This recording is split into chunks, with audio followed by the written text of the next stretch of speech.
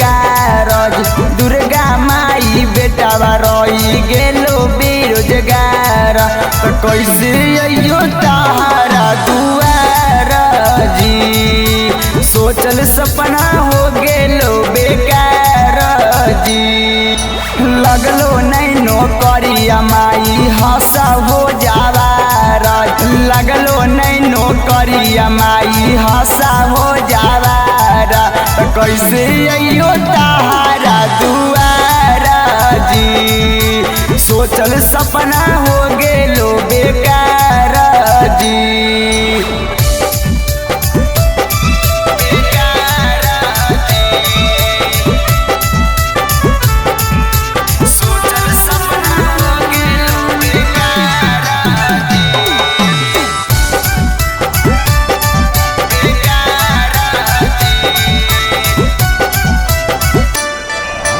लगे की सहमतिए में लगल हको अगिया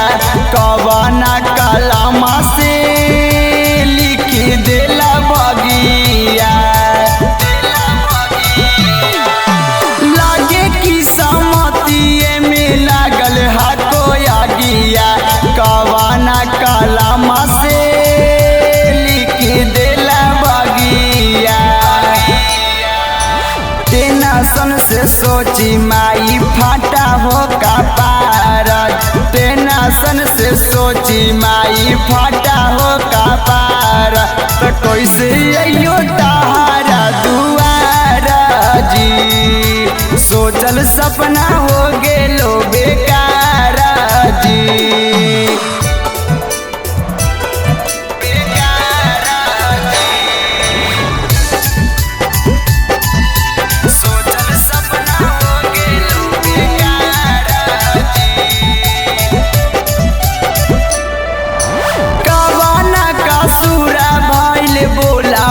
महतारी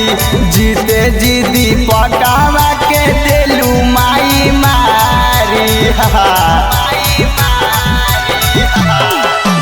कवाना कसूरा भइल बोला महतारी जीते जीदी पकावा के देलू माई मारी लालुआ पर कीरी पावर सैहा मोरी माई ओ बेटावा पर कीरी पावर सैहा मोरी माइया कैसे अइयो तहारा दुआरा जी सोचल सपना हो